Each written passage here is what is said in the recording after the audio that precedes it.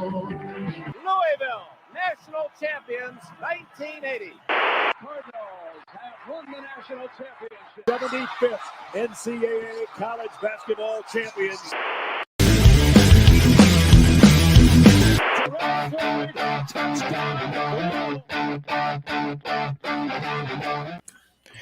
Hello, good morning, good evening, good afternoon, depending on what time you listen to us. Welcome back to another episode of the Third Banner Pod. I am your host, Kyle Spire, tonight. I am joined by co-hosts Patrick and Ross. We have a lot to talk about tonight, a lot, especially with Louisville basketball. Yes, sir. We will be joined here in a little bit, I believe, by the state of Louisville guests. We have Jacob Lane, we have Presley Meyer. They should be joining us to provide some input as well. I did want to start off our episode tonight talking about we had some unfortunate news this morning, the passing of former Louisville football kicker John Wallace. Thoughts and prayers go out to his family. It sounds like he had a form of cancer that was he was unable to beat, but he's in a better place now. But thoughts and prayers to the family. That's tough to deal with. He's young, by all accounts, a good person. A lot of people that knew him were, had nothing but good things to say about him. So just thoughts and prayers from, we lost a Cardinal today. So, rest in peace, John Wallace. With that being said, guys, we've had a lot go on. First off, how are you all? Before I just jump right into it, throw you into the fire. How are you guys doing tonight? I'm good. All right, Pat.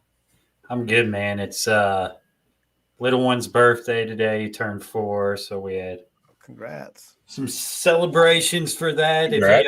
If he ever comes back and watches a Third Banner Pod historic cast 10 years from now, just remember, son, I wished you a happy birthday on the pod. Oh, right on. Yeah, happy birthday, little man.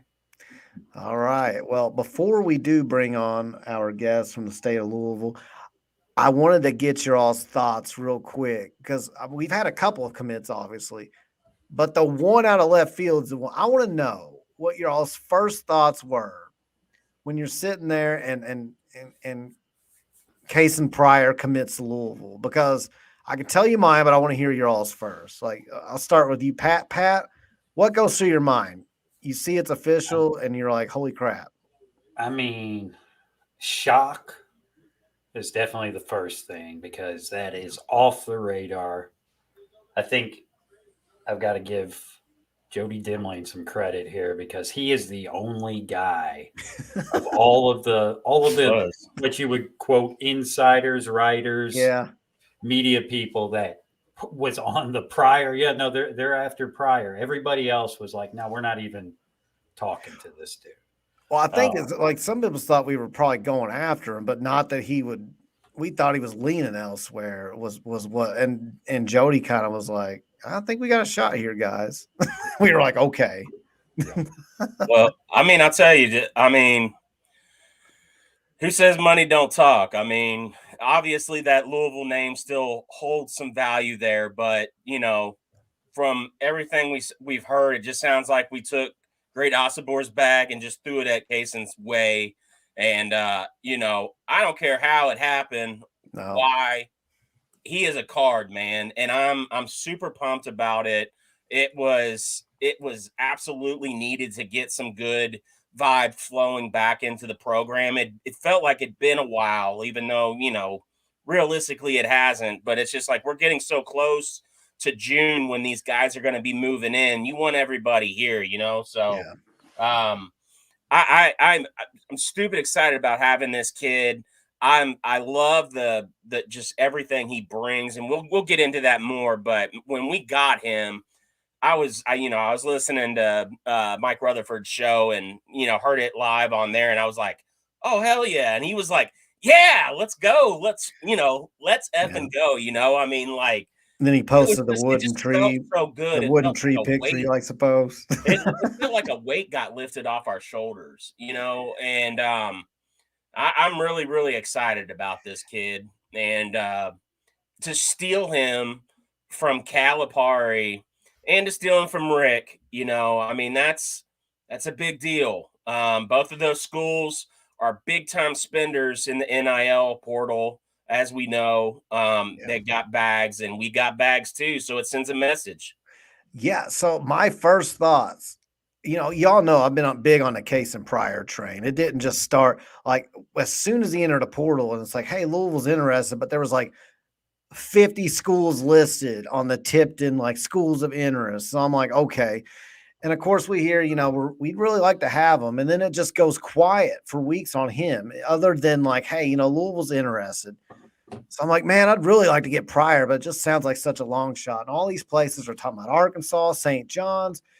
And the moment when like I saw him tweet, watch this, I actually screenshotted all of his tweets in a row because I was like, this guy tweets like a caveman because it's just like, watch this, emoji tweet, check this out, emoji tweet, all these things. I had no idea it had anything to do with us until our staffer says, watch this. And as soon as I connected those, I was like, no, because we were thinking it was going to be like maybe Khani Rooths was ready to commit right then. Like when we heard, hey, you're going to get somebody.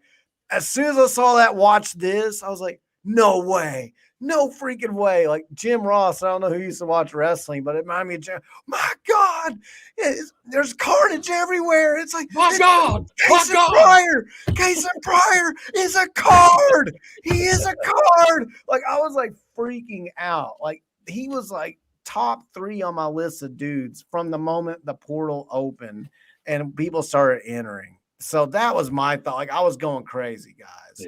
Yeah. Crazy. So that being said, I don't want to keep our guests waiting. We have a couple of gentlemen here from the State of Louisville website. They have a couple of famous podcasts out there. The Starting 502 podcast for basketball. They have From the Pink Seats in football. They have all kinds of stuff going on. Those are the 2 main things that I follow. But we have Presley Meyer and Jacob Lane. I'm going to go ahead and bring them on. Presley, Jacob, welcome to the third. Here we go, pod, guys. What's up, brother? What's up, guys? What's going on, fellas? How we doing? Oh man. You know how we're doing. We're doing great, man. I love when Ross gets in this state. Ross is like he's in his element right now. I love it. Yeah. The only thing is, man, I'm straight tonight. Like, well, pause. Congrats, buddy. I'm so excited. I'm straight. No, there's no alcohol tonight. So there you go. Yeah, sober train, didn't brother. have time to stop, so it's all good. I had to get my brakes done. Had to get my Jeep back home. So just been doing some running, but I don't need alcohol to be high on life. We got good shit going on right now. So I mean, let's go. So before clear mind, full heart. So before we get like deep in the weeds on all this stuff, do you guys like want to just describe? I think most people know who you guys are and what you guys do, but just in case there's a few people who listen and they're like, well, I don't really know as much about the State of Louisville stuff and what you guys do. Do you guys want to describe that and where these guys can find you at real fast? Jacob? Yeah. So we just exist to piss people off. That's all Presley does. No, I'm kidding. So Presley and I actually have known each other since we were in kindergarten. So we have known each other now for 25 years, essentially. And we grew up being Louisville fans, experiencing, the young days, or I guess for us, of Chris Redman and that type of Louisville football. And then on the basketball side, the late Crum and Patino days. And I remember Presley and I would come into school and we would talk about it as like 6 and 7-year-olds. Fast forward to in college, I've kind of come through of doing some stints with Rivals and then working with Nick Coffey and then get the opportunity to run my own Louisville website. And I needed somebody to help me because the workload was just extremely high and we wanted to be competitive and really make a name for ourselves.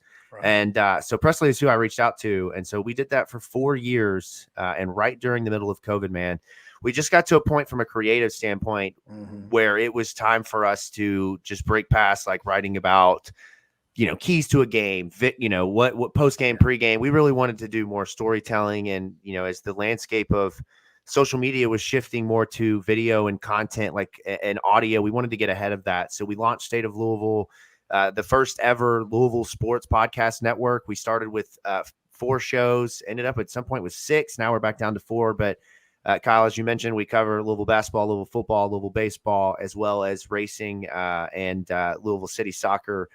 And we've done everything from, an NIL show, a first of its kind here in Louisville with Madden Sanker and Luke Burgess, and with L&M Eats and everything in between, man. And it's been a lot of fun. But Presley and I have been, it feels like we've been doing this now for 15 years, but we're just in year 4 with State of Louisville, and it's been a blast, brother. Awesome. Well, we're glad you guys had some time to come on here. And hey, we picked a hell of a night to have y'all on because that's right, man. We have some good content. Yeah, I mean, we might just have to just bring you back next week because it's just run it back. Like a good luck thing because let's run it back, baby. Because it's like we got Pryor out left field, and I mean that's by all accounts too. That's not just a thing where it's like, no, you guys just felt that way. This has been in the words. He was always a Louisville lean. Absolutely not. We got him out of left field. Like, he absolutely was leaning other direction. And for me, and I want your guys' thoughts on this, but my biggest thing was that Pat Kelsey's been winning these recruiting battles by, like, Chucky Hepburn enters the portal. He's coming to Louisville. It's already kind of known. It sounds like the same thing with Waterman. Corin Johnson did have a list of other suitors, but then it was like he visits Louisville. He doesn't want to visit anybody else. So everything was pretty cut and dry. But there was always going to be that time where we needed to be battle tested and pull it out. Obviously, Great Osobor didn't happen. I've got my toaster in the bathtub because it's been a couple of weeks. I'm starting to think, crap's hitting the fan. And I'm like, we've got to win one of these battles where they're leaning one way and we just pull them out somehow. Yeah. And that's where I'm like the happiest with Kasean Pryor, because that's exactly what we did against the best of the best. So what were your guys' first thoughts when you found out that he committed to Louisville? Yeah, so I actually think I broke the news to Presley yesterday as we walked into 5 Iron Golf in Nulu. I was sitting in the car and saw the Pat signal. I'm like, all right, well, this is as I was listening before. This is Rooths. This is Waterman. This is maybe Anselm Ivy from Georgia, something like that. More of like a secondary type of piece. I did not expect it to be Kasean Pryor, and so as soon as I see it, I'm like, of course, nowadays you got to check to make sure that it's not a bot, right? We've all fallen for the fake Wodes or the fake Shams or the fake, whoever in the world. And as soon as I saw him, like, I mean, Louisville just walked in there and put their nuts on the table, like in a way that I don't think I've seen from a recruiting standpoint. Think about this from who was the last guy that Louisville wasn't in on that they walked in and then walked away victorious. Charles Minlin maybe is one that comes to mind. Brian Bowen. Right, exactly. Comparable. When I think about Kasean Pryor, I think about Charles Minlin. I just mean in terms of, you're not like in the initial schools that it seems are going to be a part of a commitment, and then boom, you have it, right? So this one is of a much higher magnitude. This is a game changer for Louisville. This puts them in the place that is a Sweet 16 type of team. They have the team now to be able to do that in year 1. I don't think that's far-fetched by any means. Yeah, I mean, poor Charles Minlin, man. I'm sorry, man. Too bad he had Greg Oden's knees, man. So I was really excited about him, but yeah, I mean, we'll see what happens, man. This kid, he's a kid to me. He's a young buck, right? But he's a kid. This kid is going to piss people off, but he's going to be our goon, man. And I'm so stoked for it because, listen, I've always said DeMarcus Cousins was a punk, but if he was our punk, we would have loved his ass. You know what I mean? Right. That's a player you love. Like, you love a dude that brings that type of swag and just like you said a second ago, not in the same context, but just lays them down on the table, lays them down on the floor and said, what do you got? You know what I mean? Like, this kid's going to do that. And you better match his energy, and you better match whatever else you want to call it, because he is going to play mental games with people during the game. And I'm stupid excited about it, but he lets his play do talking too, man. He's not just a mouth. So yeah. And to answer Kyle's question as well, I think the initial reaction about Kasean Pryor, right, is that he's a perfect fit for what Pat Kelsey and the staff had already implemented around him. If you get Kasean Pryor first, I don't think you're as excited, right? Because you didn't have a Chucky Hepburn. You didn't have, nobody's talking about him, but my favorite player so far to commit to Louisville is Abubakar Traore. You didn't have a Javon Hadley, or you didn't have a Terrence Edwards Jr. You didn't have if you didn't have any of those guys surrounding him, then I don't feel like you'd be as confident as you are now. But it's because you had all the pieces in place, and you needed somebody that could be a versatile forward, somebody besides James Scott, that can play down low. But the good thing about Kasean Pryor is, he calls himself a guard. Like, this is a guy that can handle the ball. This is a guy that can get to the bucket. This is a guy that can play out on the wing, that can spread the floor for you. That could be a mismatch problem. That can defend the 1 through 5. There's a lot of really good things about having Kasean Pryor on this roster. But I think the thing that just makes it feel, whole in a sense is that he fits with everybody else. Yeah. No, I mean, Patrick Kelsey has proven to be a master puzzler. He gets the pieces, he fits them together. And like you said, Prez, it's one of those things. I think we have so much talent on this team that you could ask each one of us who our favorite pickup is, and we might all have a different person that we really like. But it's like there's two things that I'm so impressed with Patrick Kelsey so far. It's getting those pieces and making sure they all fit together, because I think this roster really does fit. Right. And number two, and it's something that's completely different than what we've been used to for the past couple years, is he's got backup plans to backup plans. So he actually has a list, I think, and he's following that list to where if this guy doesn't commit, he's on to the next one, and it's a good backup, and it still fits his puzzle. So I was starting to question the big man piece to all this, but these past two commits have really solidified my belief in Patrick Kelsey. Yeah. I love that you call him Patrick, number one. That's my name. Right, of course. Right. Got to use the actual name, I actually call him that on the pod because you're on the pod with me. So I do that too. I'll be like, Patrick Kelsey. And I'm like, it's because I'm used to calling you Patrick all the time. You just need to go. You need to be like, look, I was already here. I was already Patrick. That's right. You're going by Rick. Okay. Yeah. You're Rick Kelsey now. Yeah, that's right. Rick Kelsey. Well, the funny name is, and some listeners know this, but my last name's Kelly. Yeah. So it's like, oh man, Patrick Kelly. This dick. Come on. He stole your thunder, man. Just as you're starting to get established on here, he stole it. Look at the nuts on this guy. So not only do we land Kasean Pryor, but then today we obviously get more good news, which I'm going to call him Khani Rooths. I've watched highlights where they call him Khani Rooths, and I've watched highlights where they call him Khani Rooths. But I've heard more where they call him Khani Rooths. So if I'm wrong, I'm wrong. But Khani Rooths, formerly committed to Michigan, 2024, 6'8" forward. He commits us top 35 player overall in the composite rankings. Great player in and of his own rights as far as high school goes. Has a ton of potential.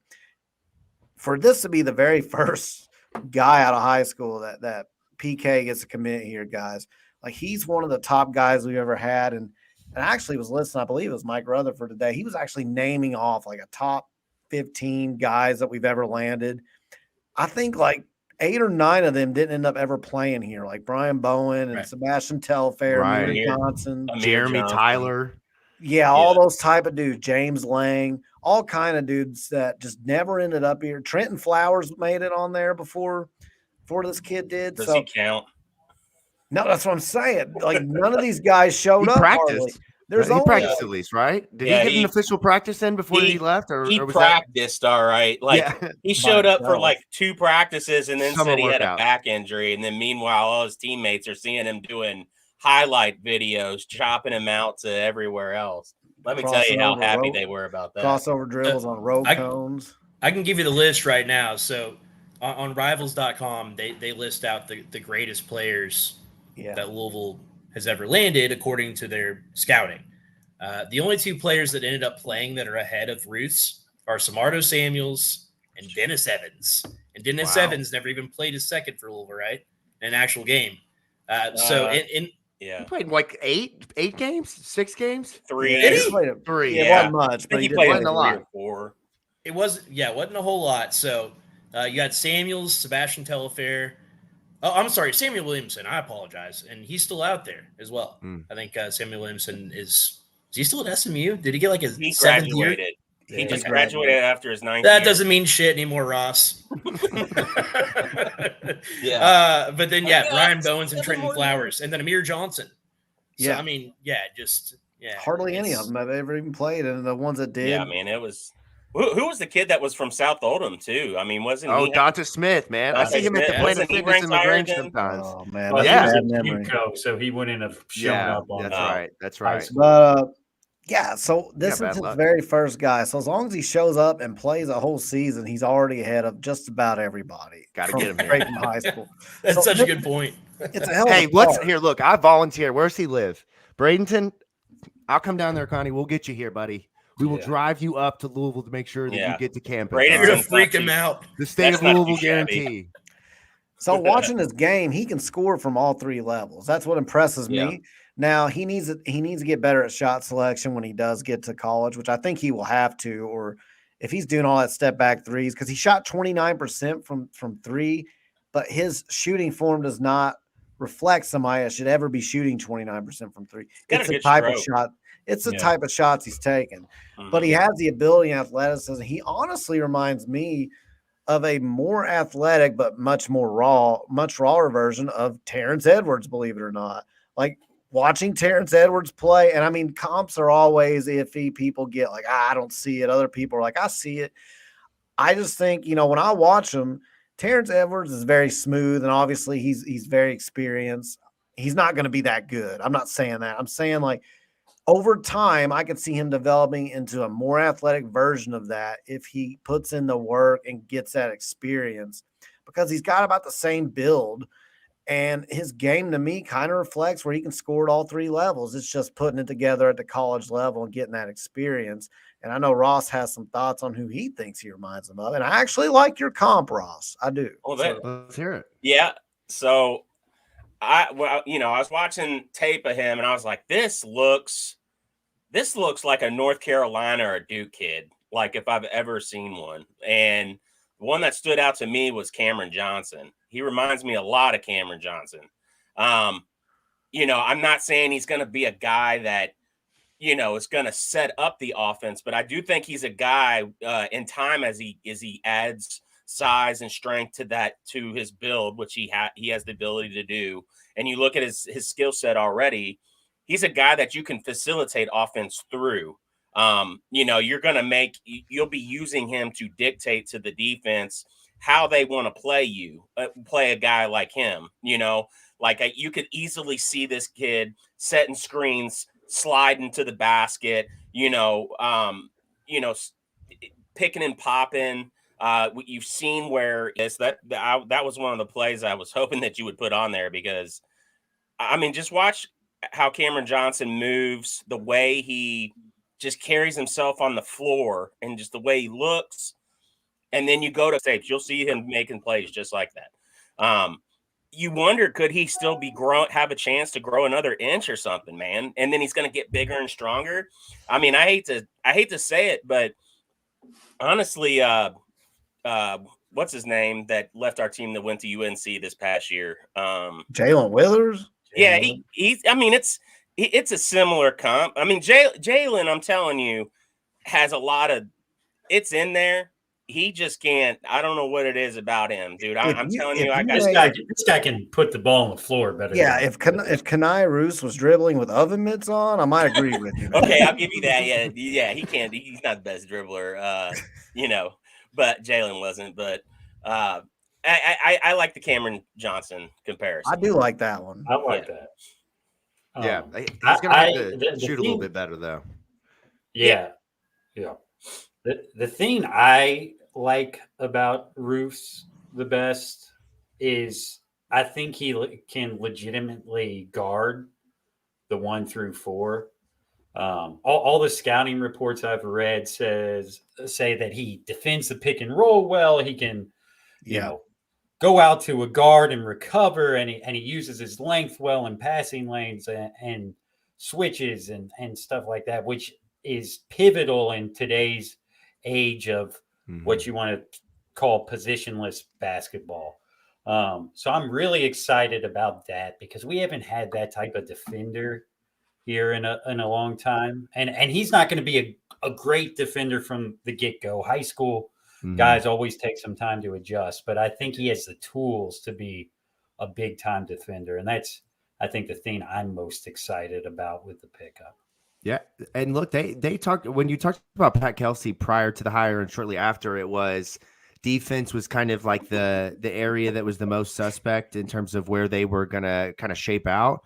And when you look at who they've brought in terms of Rooths and Pryor and Hadley and Hepburn, like the defense might be one of the strengths of this team next year. Yeah. I think like in the ACC, there's a fair number of coaches and even some of the more experienced coaches, but there are a fair number of inexperienced coaches that I think are going to have a hard time cracking this defense. What do you do with 4 guys that can switch out 1 through 4 on everything that you throw at them?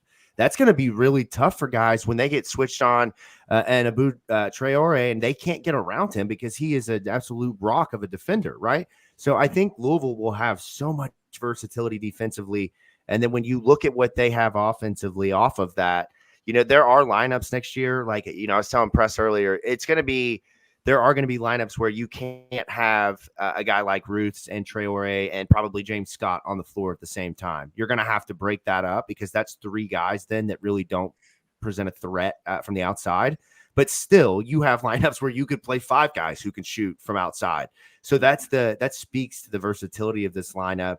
Kasean Pryor adds to that, man. I'm still a little concerned about just getting a little bit more beef in there. Like we need a version of a Stephen Van Tree, somebody that can get down low and just get you 4 fouls and 3 rebounds.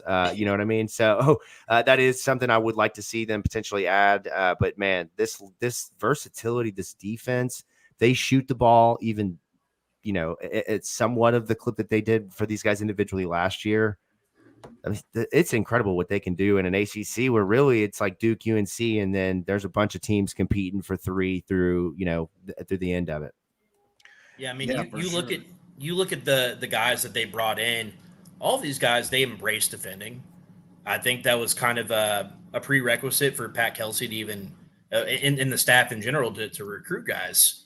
I mean, you look at Javon Hadley, Corin Johnson, Abu Traore, Chucky Hepburn, Kasean Pryor. Kasean Pryor is a little bit more of an aggressive defender as far as he takes a lot of risks, jumping passing lanes, that sort of stuff. Yeah.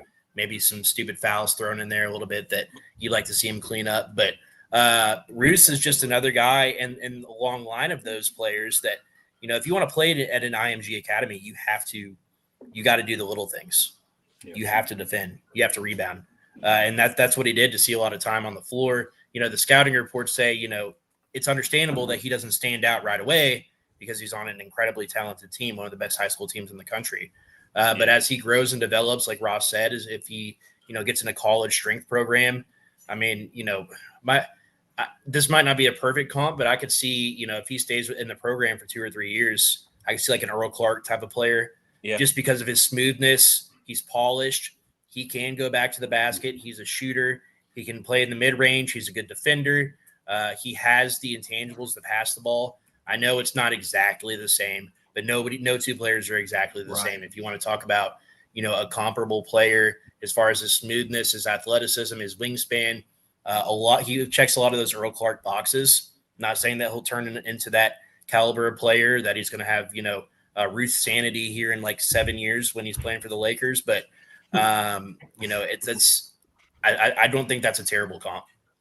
I can kind of see it too, Prez. Like, as far as the way you're talking about his smoothness, like how you see how he projects and how, like, Earl was a dude that you'd be like, man, Earl just didn't have a great game tonight. And then next thing you know, it's like he's got 14 and 11. You're like, well, what? How the hell did that happen? Like, He was just kind of there, but he didn't take over the game, but he had a massive effect on the game. You just didn't really realize it. And it was because he was so cool and just kind of so smooth about it. Yeah.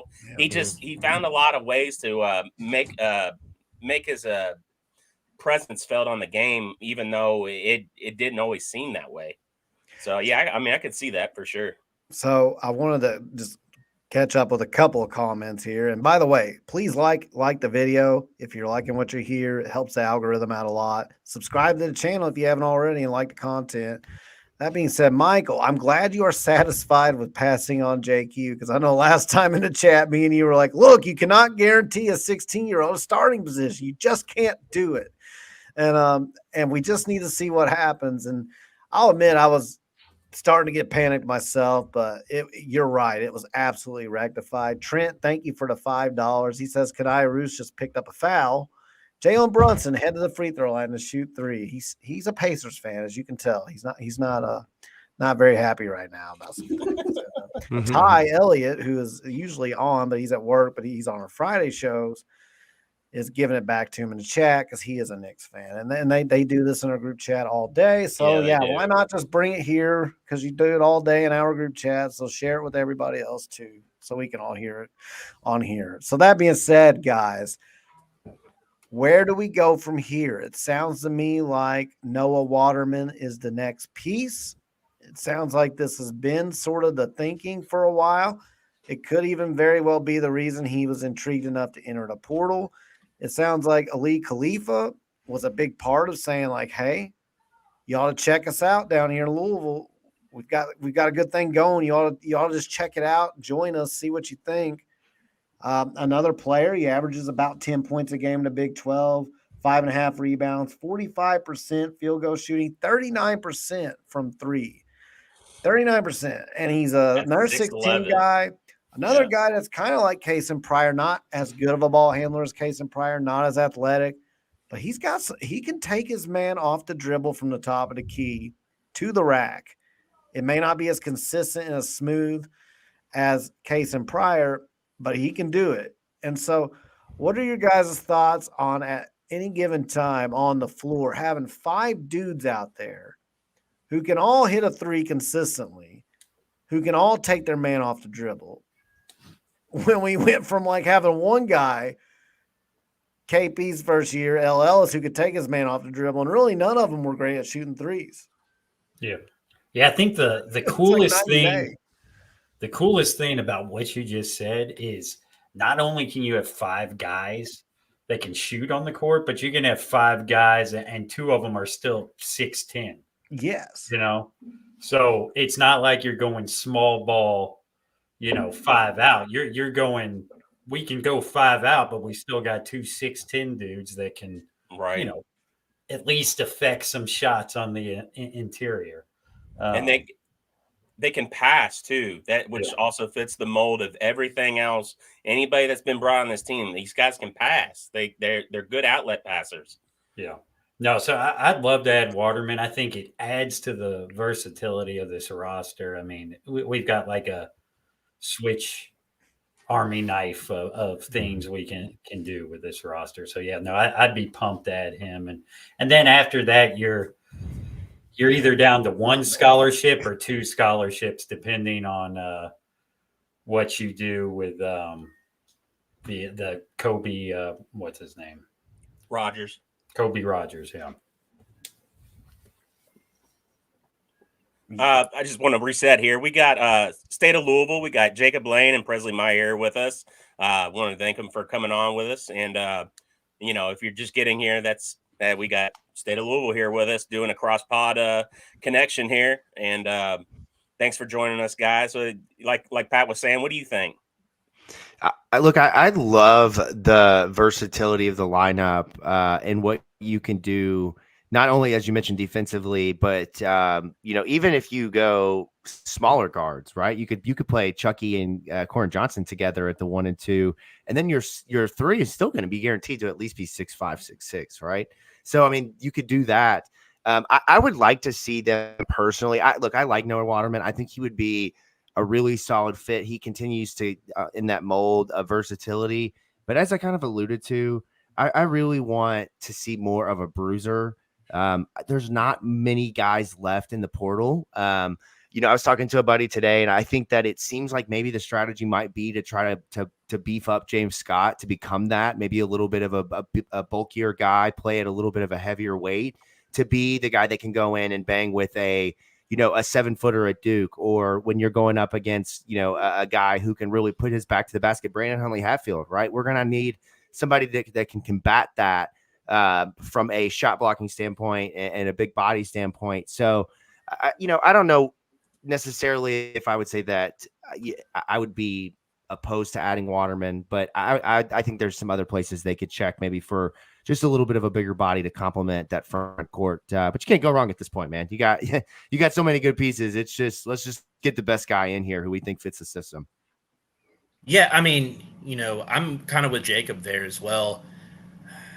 I like what Waterman brings, but you really, if you don't bring in another true center, I understand it's not Pat Kelsey's style of play, but by the same token, I would say the style of play of Kentucky, a Duke, a North Carolina, trying to think like a Wake Forest, some of these teams that Louisville's going to play year in, year out, you got to have a big that can defend. And I like the fact that, you have some guys that can defend, and kind of play positionless basketball.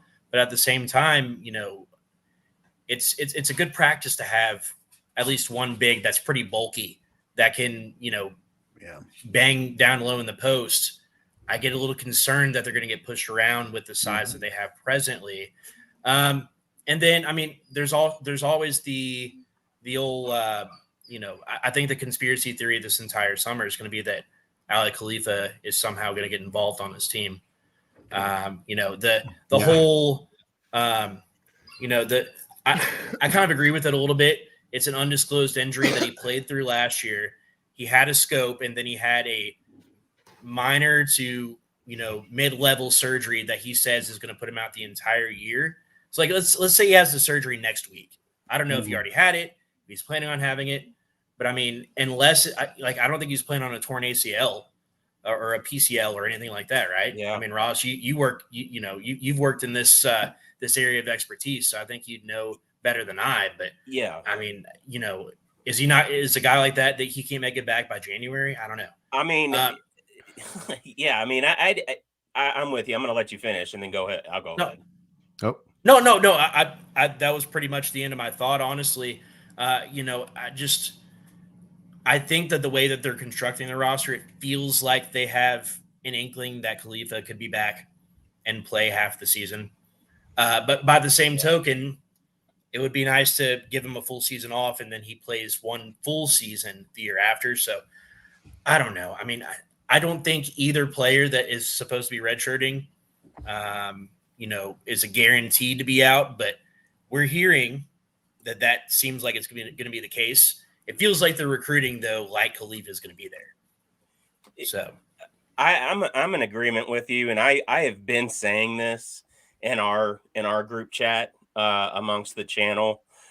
I'm not convinced at all that he's not going to play this year. One, if the kid's a competitor, he's going to want to play. Okay, like he's going to want to get out there and he's going to want to play. Secondly, unless he was playing on a partially torn ACL or an MCL, some patellar, I just don't see BYU letting him do that. I think that would be very neglectful. It's a good point. As a program to let him do that if you knew that it had happened. So to me, he had something going on to where it caused him problems, but it wasn't it. I mean, he finished out the year, right? I mean, he played in the tournament. So, I mean, to me, whatever that is, you can give him 6 months, 7 months. I see plenty of time there. You're talking like he's coming back like the end of December. Like that'd be that's perfect. Yeah, I mean, exactly. You're getting into ACC play, right? Like you could allow by the time, and in the meantime, you'd have him practicing. You would have him get him up to in shape, speed. game speed, in practice, have him banging, getting him in shape, like it just feels right that he's going to play this year. And that honestly wasn't an aspect that I'd actually thought about, how they continue to recruit. I just was going off the timeline alone of the knee injury, whatever it was. It just didn't make sense to me that he would be out an entire year. But y'all are absolutely right. They've been recruiting in a way like there's maybe an anticipation that he's going to play this year. So I think that's a really excellent point. I hadn't thought about that, the way they're recruiting. Yeah, I don't know. It'd be interesting to see. I talked to a guy who, I mean, Ross, you know who he is. He's pretty connected to the program in some way. He's adamant. He's like, guy, because I brought that up. I said, well, maybe Khalifa plays next year. And he was like, give it up, man. He's like, it's not happening. So we'll see. But the logic definitely makes sense, and it's there. Yeah. Because the problem is that, well, and there is one argument I've had, like, where, yeah, I understand where if you take Waterman, you take Pryor, James Scott is your only real guy that's like a defensive-minded center, and he even needs to bulk up some. Right. I think the problem is that when you have to fill a roster of 12 or 13 people from scratch, you're going to have somewhere, most likely, at least one place, if not more. Thankfully, it's not more. But you're going to have one place where you look at it and you go, this doesn't really add up. This doesn't really mesh, because it's just hard to find every piece of the puzzle and make them fit in that time. That's my guess, is that it's like, okay, look, we went after some big guys, some centers. We really didn't get them. Onyenso is another one. Onyenso's out there from UK. It sounds like he is a UNC lean. Yeah. Depending on who you talk to, there's people that don't even think we're recruiting him right now. Other people say, we're still in on him. We're trying. After the Kasean Pryor thing, I'm not going to sit here and assume anything, because that was like damn near done to Arkansas, and it wasn't. So you just don't know. But we took their cookies, man. I know it. But reading the tea, it just seems like either UNC's an elite and we're kind of right behind them. If you read the Tipton article, other people, Louisville people, say that, we're really not even in on him. We're not trying to get him. So it just kind of makes me wonder, if we're not going on to him, could it just be a thing where we're looking at the offensive end of it and saying, yeah, we might have a hole there on defense, and then James Scott can come in, fill some of that time, but we're just going to have to sacrifice that in order to go 5 out on offense and just line up behind the arc and take them off the dribble or pop a 3 and just do this up tempo and then outscore them 90-80 type of thing. I don't know. And I will say PK teams aren't known for defense. If there is one fatal flaw at College of Charleston that he had, it's right. Defensive efficiency. It is. I feel, though, for the most part, that this team is built to defend in the ACC from 1 through 4.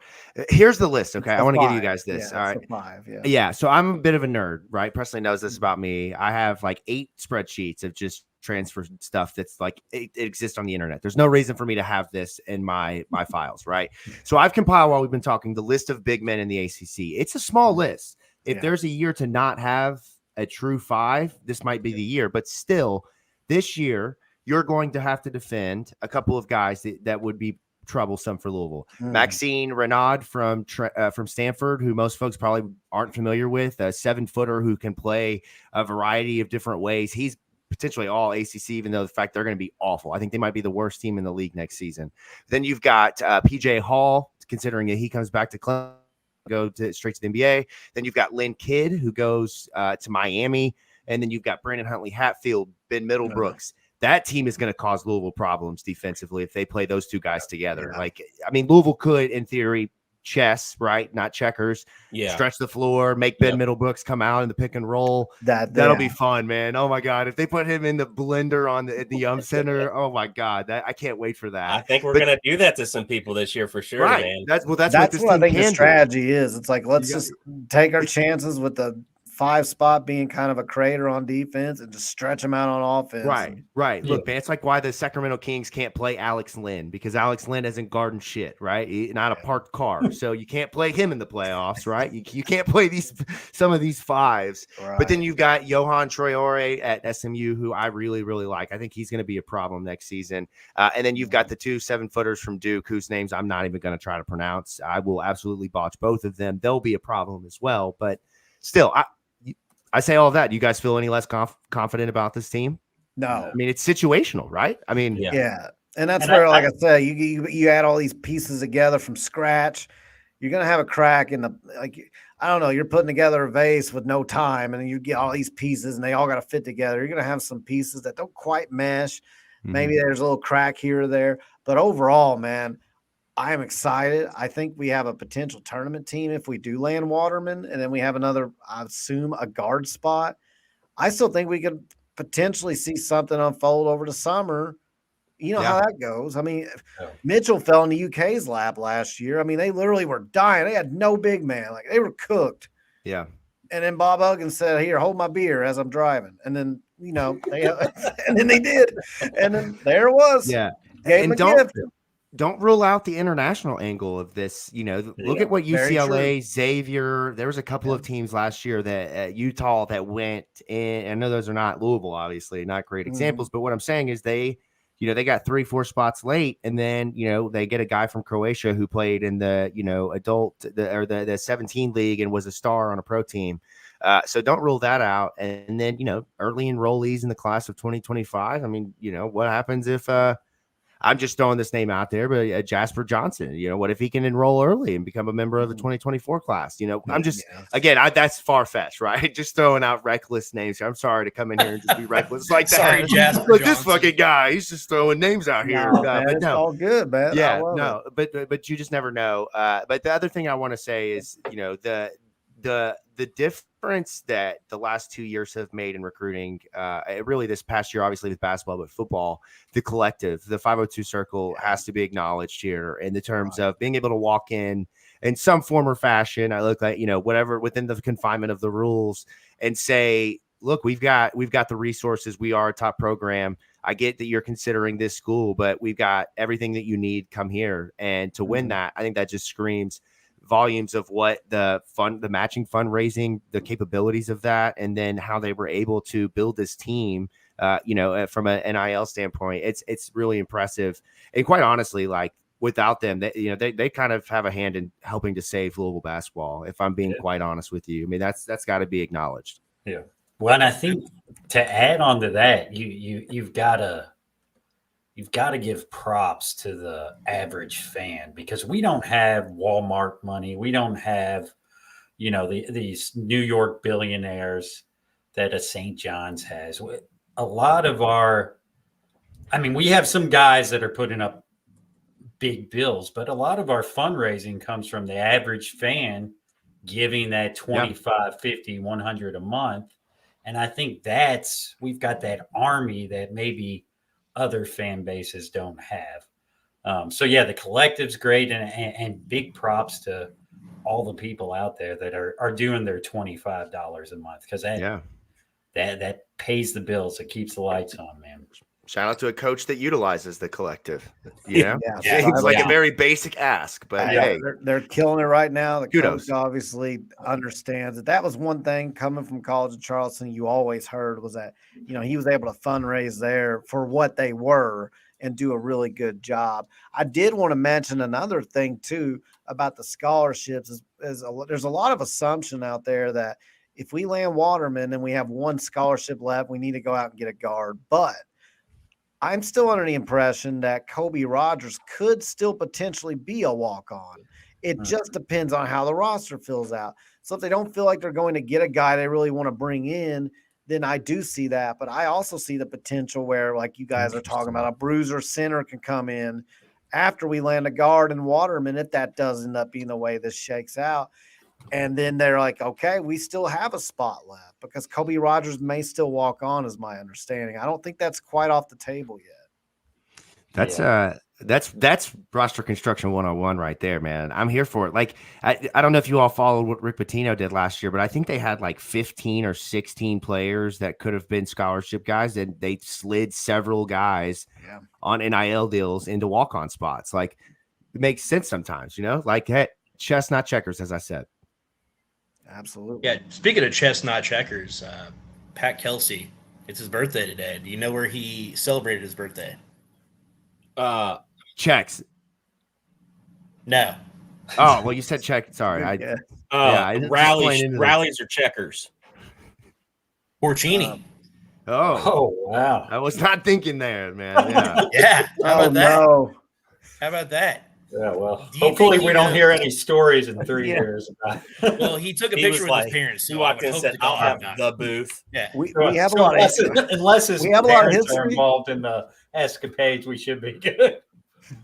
Yeah, I mean, it's just funny because a guy like that, I mean, I highly doubt he knows the history, and why would he care?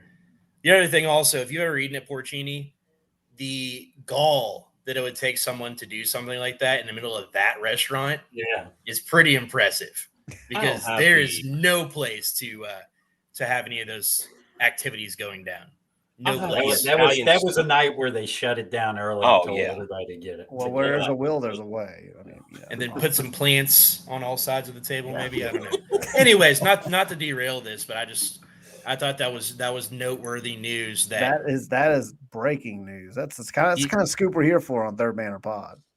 That kind of stuff. Kentucky fans are going to use that picture a lot if things go south with PK, but they're not going to. I don't think they're going to. So not to derail the train completely, but no, I mean to your all's point, if we're looking at adding one more player, I think that's what it looks like for now. I think that Kyle's assessment is probably correct.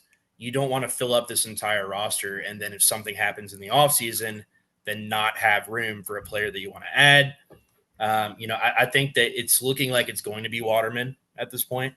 I mean, unless something changes, I feel like there was a reason he entered the portal at the time that he did, in the way that everything went down. So it makes the most sense. He would be the heaviest player on this roster if Alec Lee was not playing. 220 pounds, all 220 pounds of him. So Noah Waterman is 26 pounds lighter than Brandon Huntley Hatfield, if that gives you any perspective on his size.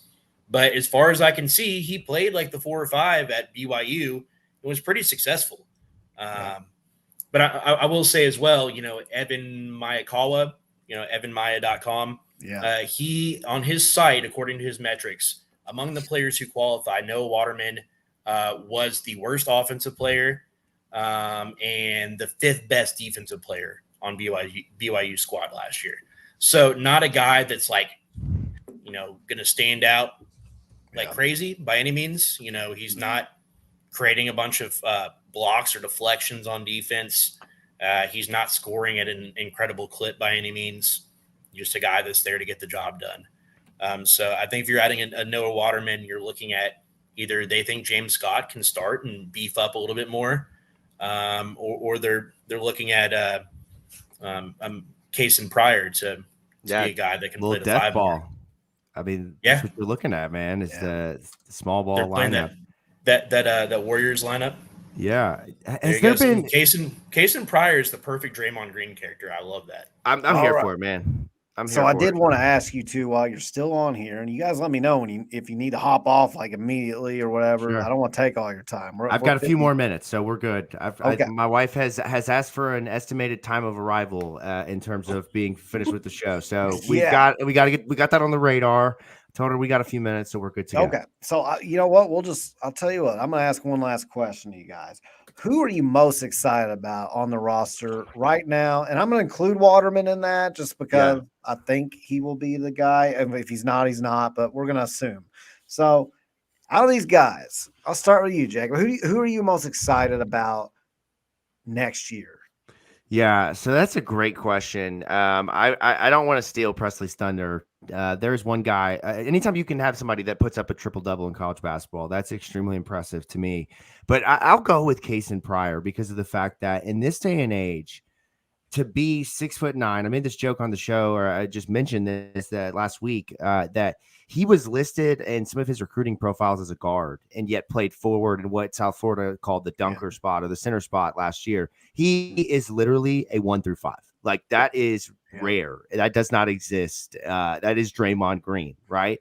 And I think for me, we haven't had a versatile player to that level in so long. We've had guys like David Padgett the offense can run through them. You know, we've had guys like Terrence Williams who can play out of the wing and do incredible things. We've had guys like Carlik Jones, and we've had the Peyton Sivas and Russ Smiths and Gorgie, even to that extent, of really skilled guys, everything in between.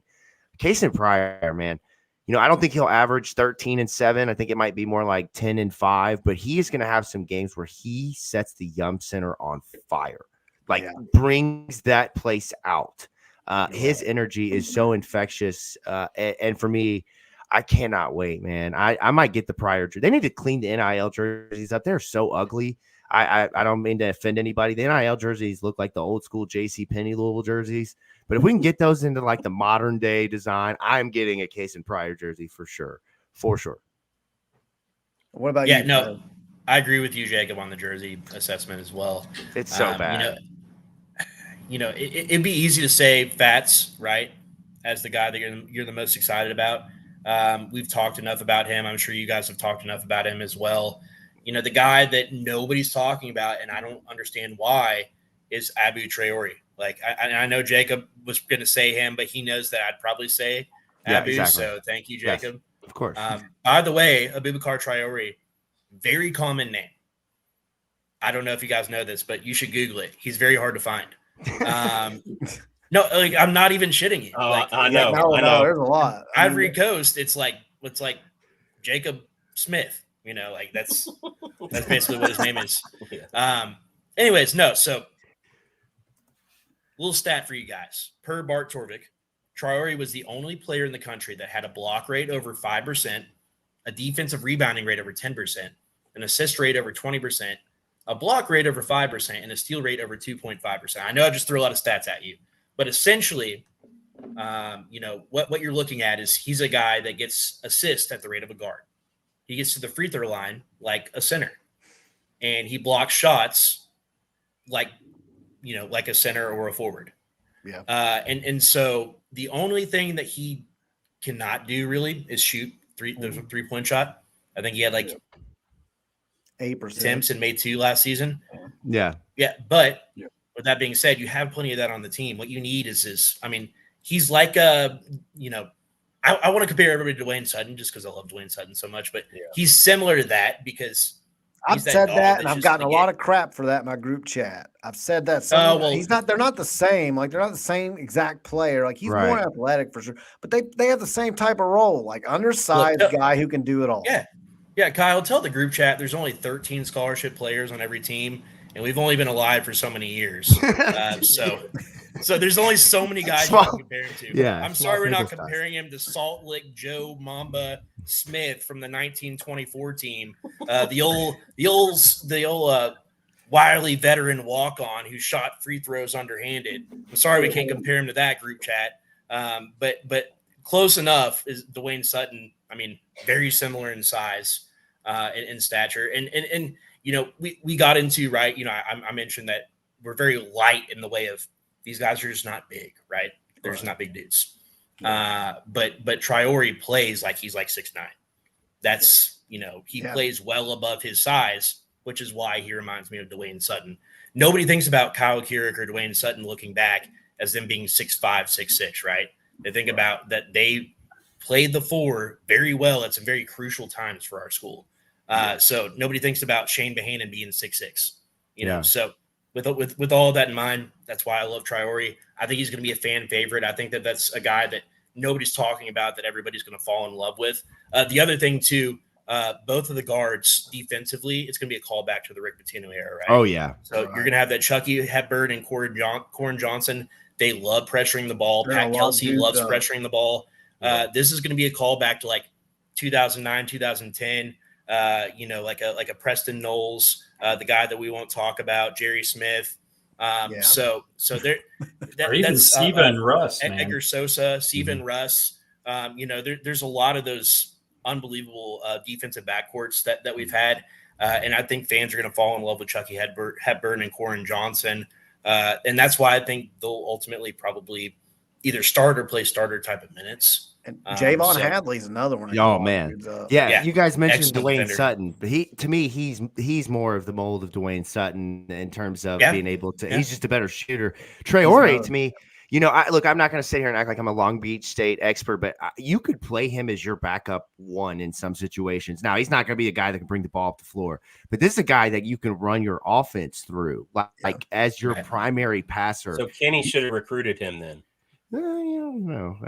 He saved them. No. They saved them, right? He saved them. Guards. No, that's right. I won't want that for him. I love them. And then, we didn't even mention, I know that he picked him up early in the recruiting, but Rain Smith is going to have a Ryan McMahon-like effect on this team. There's going to be 4 or 5, 8 3-point games, 7 3-point games, 6 3-point games. I think there'll be some games where fans absolutely kill him defensively because he's going to struggle with, staying on some of the ACC guards. RJ Davis will cook his ass real quick, right? But at the same time, though, you put Rain Smith on the floor and he can pull from, 5 feet behind the 3-point line and really stretch a defense out. And what that does for everybody else is a game changer. So, it's just little nuances, man. I'm here for it. That's where I was going to go. So we were talking about fan favorites, that's kind of how I took the question. That's what I was going to say. Rain Smith is going to be I remember so many games, Ryan just coming in and just taking over a game, just hitting 2 or 3 threes so fast. And then him just getting that energy and, just throwing those threes up and everything, And he talked it too, man. He talked it. He would talk it and that's Rain Smith's game.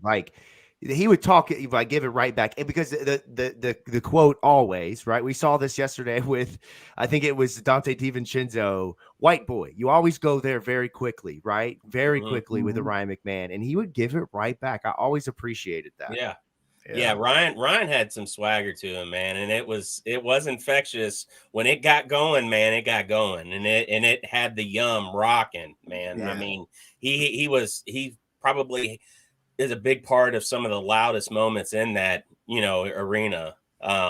So what was it? The Michigan State game? Michigan. Yeah, the Michigan whiteout game. Yeah, the whiteout game.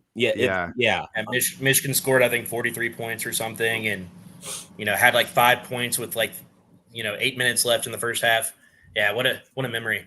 No, I mean that's the thing, right? That's why this team's so exciting, because you can look at every one of these players. I mean, Kobe Rogers is a player that I was desperate for when Pat Kelsey came over. I said that was the guy that they should target number one. So clearly something happened where they didn't feel like they'd be comfortable bringing him over. I don't know if it was the injury thing. I don't know it was the injury. Yeah, it had to be, right. It was a bad injury in the last game. I don't think. And it's so unfortunate, those tournament injuries, man. Of all the time, it's your last game of the season. You're going to miss the entire offseason. And then, we were talking about this a little bit earlier, not to cut you off, Press, but it's do you, for an Ali Khalifa, do you want 70% of the season fully healthy, or selfishly, do you want to wait one more year to get yourself 100% healthy to play the whole year in your final season, right? So it's a little bit of trying to balance that as a coach when you have those devastating injuries. You got to figure that part out.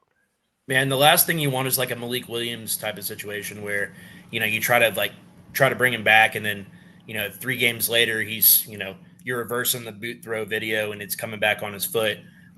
So, I think the exciting part about this team, though, is that across the board, you look at the personalities, you look at what they bring, the intangible wise. I think that it's incredibly exciting, because there's not one guy on this team that's a ball hog, right? There's and they're all guy on winners. this team. They're all winners. They come from tournament teams. Yeah. And they're alphas, but they're not alphas in a way where when I say alpha, I don't mean they're the only sheriff in town, but they're dudes, man. They're going to talk their shit, and they're going to really piss some teams off this year with their bulldog mentality. I can't wait. You got 7. A lot of these guys showed up against big time competition. I mean, your boy Traore, I mean, he played San Diego State, played well, played Arizona in the tournament, played well, played Michigan, played well. Those were some of his best games. Yeah. So the lights don't look too bright for these guys, even though some of them are coming from, the lower levels. Yeah, I mean, you look at all these guys. Every one of these guys was either a starter. The only non-starter was Corin Johnson. He was the sixth man of the year in the Pac-12. No big deal. So when you look across the experience, as you guys suggested, Rain Smith and James Scott have been in the last two NCAA tournaments. Both of the teams that they lost to went to the Final Four. San Diego State lost by one possession in the national championship game, and they played right there with them. Played right with Alabama. Terrence Edwards Jr. All he did was led a team in scoring, led a team or was first or second in assists on a team that had the best record in basketball, and won their first conference game first tournament game against Wisconsin. Javon Hadley, Colorado tournament team. Corin Johnson, Washington is the first player we mentioned that wasn't in the tournament, but sixth man of the year. Abu Traore, part of the craziest story in college basketball this year, where his coach got fired, and then he and a couple of other players basically willed their team to the NCAA tournament. Chucky Hepburn, as we mentioned, played for a wonderful Wisconsin team, started every game in his career. Kobe Rogers, another player that was a part of those college Charleston teams. And Kasean Pryor, a guy who they only lost 4 games all season that he started. So, I mean, you look, across the board, unbelievable what they brought in. And all these guys were starting except for one. I mean, that's all you have to say right there. And they're all multifaceted. There's only one player on this team that I really think is locked into a position, and that's Rain Smith. Because I just think that James Scott probably. Yeah. And James Scott, thank you. Sorry. Yeah. So go ahead. Exciting times for sure, guys. And I appreciate you guys being on. And I really, this is where I'm gonna have to step in, only because we could talk about this all night. I don't want y'all. Oh yeah, you got to shut me up, dude. Kick us out. Do it. No, it's not that. Y'all told me y'all had a few minutes. I'm I'm gonna get you guys in trouble. So I just want to make sure you guys are good to go. Thank you. If you guys want to stick around, you can. Otherwise, I'm gonna give y'all an out. Here we go. So y'all don't get roped in. Yeah, I'm gonna have to peace out before my dog chews my arm off. But we appreciate y'all being on, man. Yeah, we appreciate you guys. No, this has been so much fun. Yeah, right. Hey, Ross, buddy, next Friday, happy birthday, man. Be living it up. Yeah. 24th birthday, buddy, right there. Let's go, man. That's right. I'm just a lot younger than you. 31 years old. 30 years. Yeah, 31 years young, baby. That's right. I'm getting old gray bush over here. I think Ross is gonna be shirtless in a casino. So I think Ross won that one. What is he doing posing with that fountain? You're like, is that Bert Kreischer? So one last time, I want to say Jacob Lane, Prez from State of Louisville. Check them out if you haven't already. Follow them on the State of Lou at their Twitter handle. They've obviously got the website State of Louisville, and then they've got they've got several different podcasts. Check them out, guys, and we appreciate you guys being on. Thank you, guys. Ross, I love you, buddy. Great seeing you. Yeah, I'll be up at the beach Friday. Hey, I'll see you soon, buddy. All right. Thanks, guys. See you guys. See you, man. All right. So that was good. That was good. The thing is, you get 5 people together and you're this excited. I didn't want those boys in the doghouse. Most of our guests average about 20 minutes, and we went for an hour and 10 minutes. So we're all just really excited, man. I think it's fine. We need this. We desperately need this. It's not just been a few down years. It's been terrible. It's been one thing after the other. And so it's just wild how I guess for the last 2 weeks, I've been our roster started off so strong. And then we got just this dark age period of the portal where we just don't really get any news. And it's are we really going to run a marathon that's a 25-mile marathon? We get 23 miles through it, and then we have no gas left in the tank to get to the finish line. And Pat Kelsey said, "Hold my energy drink because we're going, baby." and that staff, they're working their asses off. 502 Circle, working their asses off. And the fact that we were able to have Kasean Pryor commit and then Khani Rooths commit right after that. And I believe that Waterman will be here tomorrow. I believe he will be on his visit tomorrow. And that is another solid addition. Yeah. And we're not going to be done yet after that, I don't think. So I'm excited, guys. I see the chat's excited. It's about time. And I saw somebody earlier say, I've never seen Kyle actually this optimistic and happy. Let me tell you something. When there's stuff to be happy about, I will be happy. But when there's not, I'm going to be one of the lead ones that's like, this is unacceptable. So it goes both ways for me. Yeah, the toaster stock is down today, and I don't think it will return to the levels that it was last Wednesday. Or the Mine's last in 4 Ohio, years. but hopefully nobody's 4 bathing years. in the Ohio River anyway because it's polluted. Yeah. You probably deserve to get electrocuted if you bathe in that. But you know, it'd be a quicker death for sure. That you wouldn't get the years of disease that the Ohio River will give you. But no, man. I mean, the roster. No, Jason. Finally, is at a point where it is something that, like, no matter who we add now, I feel pretty comfortable with what we have already.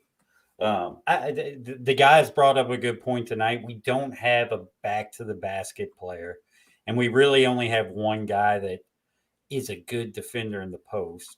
Yeah. So there might be certain matchups where, you know, give us some trouble, but the thing is, in those matchups, we should be able to expose the other team too with, you know, the roster that we can put out there, the lineups we can put out there, making, you know, a Huntley Hatfield guard on the perimeter the whole game is going to bring him out of his comfort zone just as much as it's going to bring a Waterman or a Pryor out of their comfort zone, having to maybe guard him in the post. So I'm obviously adding Waterman is a big key, and I guess I'm counting the chickens before they hatch. But after that, like, everything else is icing on the cake for me, man. Yeah, man. It has been a hell of a 4 years, man. The last time this program to me has felt like it was U of L basketball was 2019 before COVID. It's just not been the same anywhere close to since. And it feels like we're finally, you know, this feels different than the other times we've thought maybe that this is a new beginning. This feels more right. And, you know, just the way that this, you know, we talked about it tonight, the way the roster is being constructed, it just makes sense. The roster construction makes sense. The pieces all seem to fit together. All we're going to need to see now from this coaching staff over the summer is making these guys gel and making them one cohesive, you know, locker room, and everybody being on board and, you know, knowing their roles and being able to put their stamp on a game when they get their minutes, you know? So, very excited about the chance of having Waterman. And, you know, if I had one more place to look, I'd really like to see some sort of like 5th, 6th year senior, somebody that was very good, but maybe has had their career maybe kind of, you know, not mishandled, but kind of stopped short because of like an injury or two or something, you know, like some guy that's looking to like just come be a part of a winning program at this point. And, you know, kind of maybe be some, you know, like that veteran locker room guy off the bench. So that's where, as far as a guard, this chat room is so out of pocket right now. Screw all you they guys. are, man. Can I mean that in the most loving of ways. Can I take 2 minutes? So when Prez started talking about Traore, I was like, man, I've seen some highlights. I've seen some. I obviously know his averages, but I pulled up game logs for Traore, and I want to tell you, he's had games of 11 rebounds, 10 rebounds, 10 rebounds, 22 rebounds. Damn. 11, 12, 11, 10. He's had games of 10 assists, 9 assists, 13 assists, 8 assists, games of 4 steals, games of 4 blocks, games of 30 points, games of 23 points. I mean, this guy, I know he averaged 12, 8, and 4.5, but I don't think that does him justice to what he can do on a game-by-game basis. It's like one game he'll have 22 rebounds, next game he'll have 13 assists. That's crazy, man. He can do it all, and that's a lot of these guys. That's the thing. It's just I'm curious how it all comes together because is it something where on a night where a guy's not, finding people open and not passing the ball well, somebody else can pick that up that has the same skill set. Somebody's having an off shooting night, somebody else picks up for him. Because if that's the case, you're looking at a really dangerous team. So it's all about how they mesh. I'm really curious. I am dying to see that schedule released so I can see when that first regular season game is and immediately try and get tickets for it. I don't care who the hell we're playing in the I just want to be there, man. I want to be a part of the first game. I don't live as close to where I can get season tickets for basketball and be at all the games, but I want to be at several of them, and I definitely want to be at that first game. Like I'm so excited to see something new and to see something that I actually believe in. And that's the thing. Like I saw Neil earlier. Of course, he's one that likes to give me a hard time. I can be very negative. You know what? I am an embracer of being negative when I feel negative. I embrace it. Like people always run from it and they pretend like they're not negative and they go, oh, well, they spend their whole day looking for negativity so they can feel better about calling people negative, which is also negative. Me, I'm just like, yep, I'm feeling pretty negative. We're 4-28. We're 8-24. We suck. That's me in a nutshell. But right now, I truly believe in what I'm truly believe in what we're seeing, and I cannot wait to get that first date for the game. And man, I just can't wait, guys.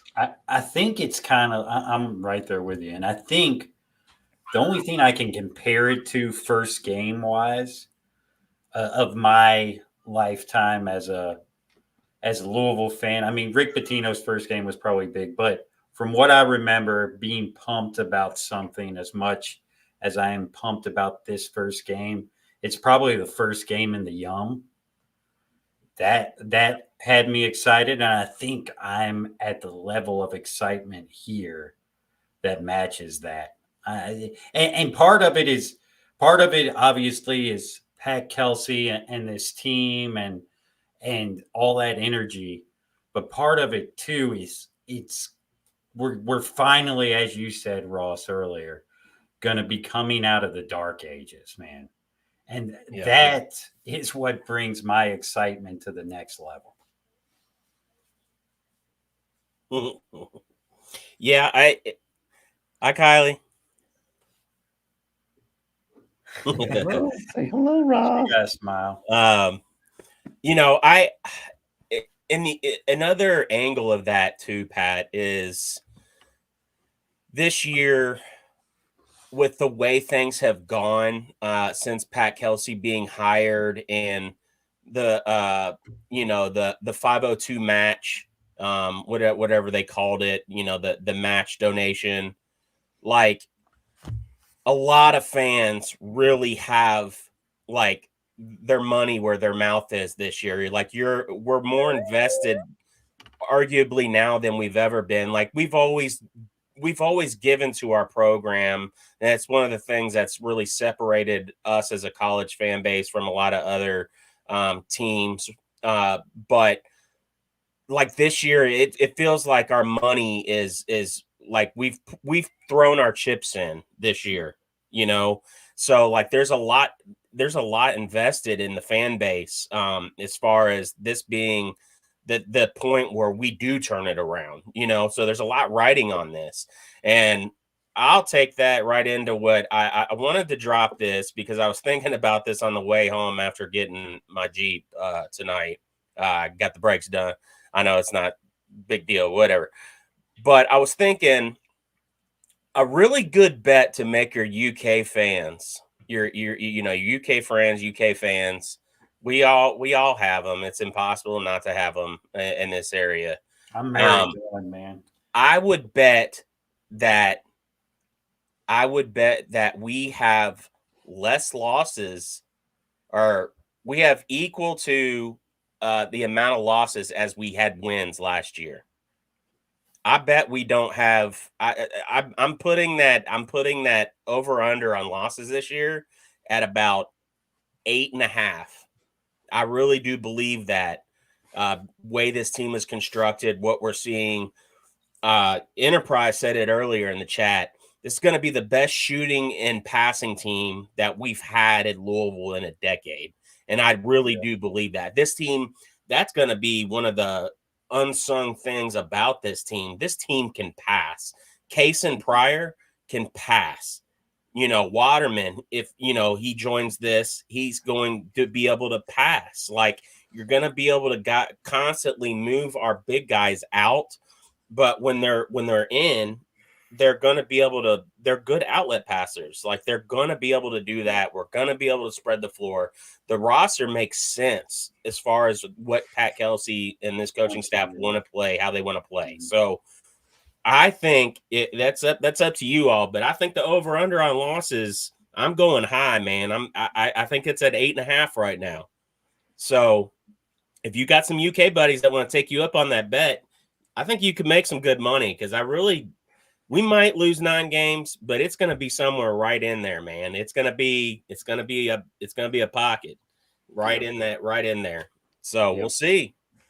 Yeah, I think the key to success this year, we've got the talent, we've got the pieces. It's going to be chemistry. Can these guys figure it out? It is hard bringing a whole new group of guys together. Oh yeah, for sure. I think that's going to be the biggest thing.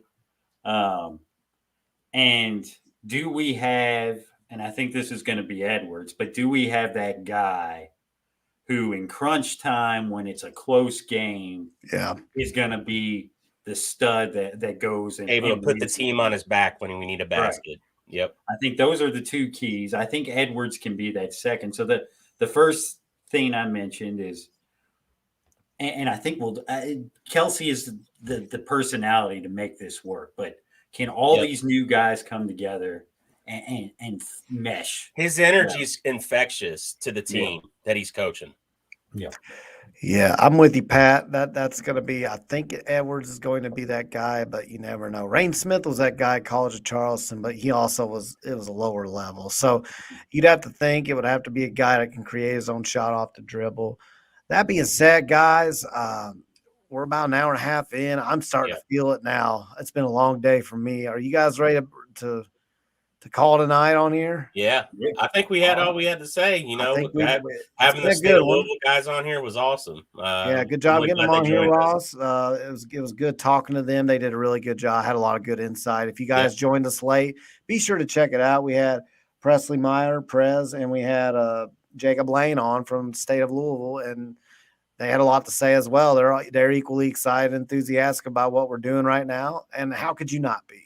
Yeah. So that being said, guys, we appreciate you all being in. Please like and subscribe to the channel. Like the video. It helps the algorithm. Subscribe if you haven't already.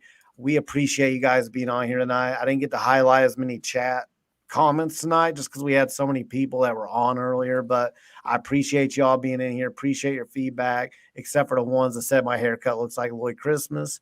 You guys can all, I hope that all of your W-2s get rejected on your tax forms and you have to turn them back into the IRS. So that's how I feel. And if you need help with that, hit me up.